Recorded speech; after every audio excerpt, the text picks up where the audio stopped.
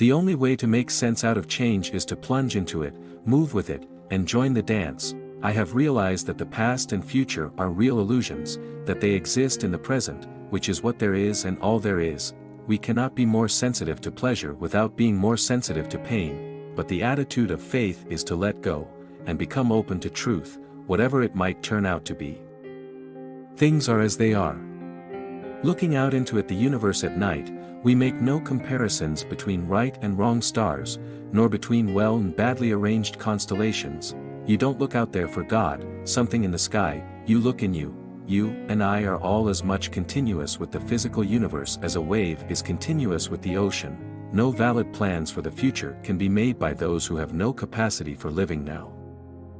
So then, the relationship of self to other is the complete realization that loving yourself is impossible without loving everything defined as other than yourself.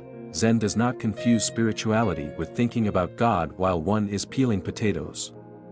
Zen spirituality is just to peel the potatoes. You are that vast thing that you see far, far off with great telescopes. A myth is an image in terms of which we try to make sense of the world. We identify in our experience a differentiation between what we do and what happens to us, but to me nothing, the negative, the empty, is exceedingly powerful. The reason we have poverty is that we have no imagination.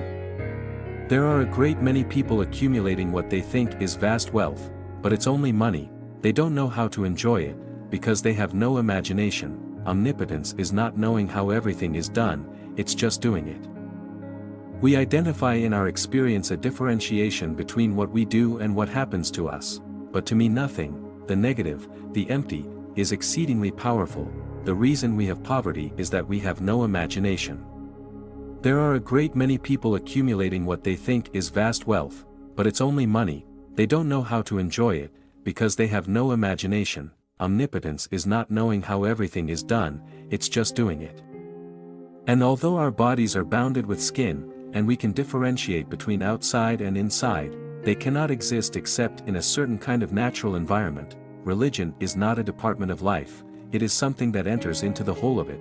Buddhism has in it no idea of there being a moral law laid down by some kind of cosmic lawgiver, but we try to pretend, you see, that the external world exists altogether independently of us.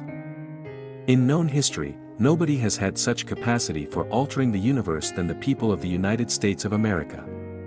And nobody has gone about it in such an aggressive way. The style of God venerated in the church, mosque, or synagogue seems completely different from the style of the natural universe. To have faith is to trust yourself to the water. When you swim you don't grab hold of the water, because if you do you will sink and drown. Instead you relax, and float. Never pretend to a love which you do not actually feel, for love is not ours to command. The ego is nothing other than the focus of conscious attention. No work or love will flourish out of guilt, fear, or hollowness of heart, just as no valid plans for the future can be made by those who have no capacity for living now. But I'll tell you what hermits realize. If you go off into a far, far forest and get very quiet, you'll come to understand that you're connected with everything.